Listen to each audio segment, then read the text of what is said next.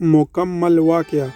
کمزور نوجوان جس نے ظالم بادشاہ جالوت کو شکست دی۔ کیا آپ یقین کریں گے کہ ایک کمزور سا نوجوان جس کے پاس نہ بڑی فوج تھی نہ طاقتور ہتھیار، اس نے ایک ایسی ظالم بادشاہ کو شکست دی جس سے پوری فوج ڈرتی تھی۔ یہ سچی کہانی ہے حضرت داؤد علیہ السلام کی۔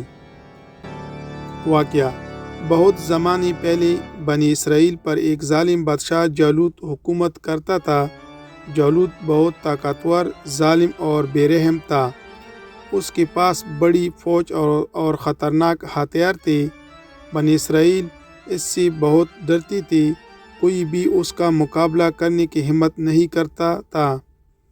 اس وقت بنی اسرائیل کے پاس ایک نیک بادشاہ تھے جنہوں نے اعلان کیا، جو شخص جالوت کا مقابلہ کرے گا اس سے بڑا انعام دیا جائے گا۔ لیکن جالوت اتنا خوفناک تھا کہ بڑے بڑے جنگجو بھی پیچھے ہٹ گئے۔ اسی وقت ایک نوجوان آگے آیا۔ یہ نوجوان حضرت داؤد علیہ السلام تھے۔ وہ نہ کسی بڑے فوج کے سپاہی تھے نہ کوئی مشہور جنگجو۔ لوگوں نے انہیں دیکھ کر کہا، تم جالوت کا مقابلہ نہیں کر سکتے، وہ بہت طاقتور ہے۔ لیکن حضرت داؤد نے جواب دیا، اللہ میرے ساتھ ہے، وہی میری مدد کرے گا۔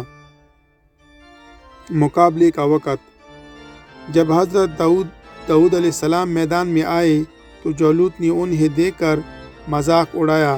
اس نے کہا، کیا تم مجھے مارنے آئے ہو؟ تم تو بہت کمزور ہو۔ لیکن حضرت داؤد علیہ السلام کو اللہ پر مکمل یقین تھا۔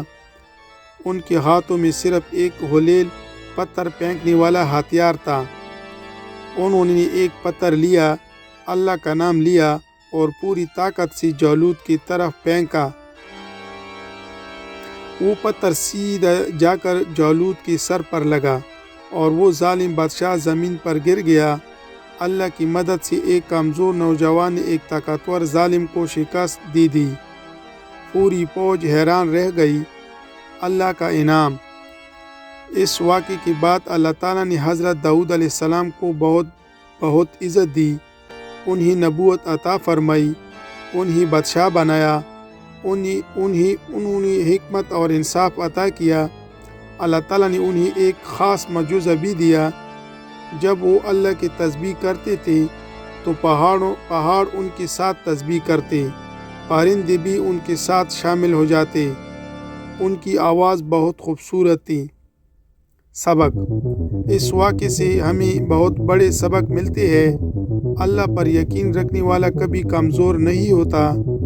اللہ جس کی مدد کرے اسے کوئی شکست نہیں دے سکتا۔ ایمان طاقت سے زیادہ مضبوط ہوتا ہے۔ اللہ اپنے نیک بندوں کو عزت دیتا ہے۔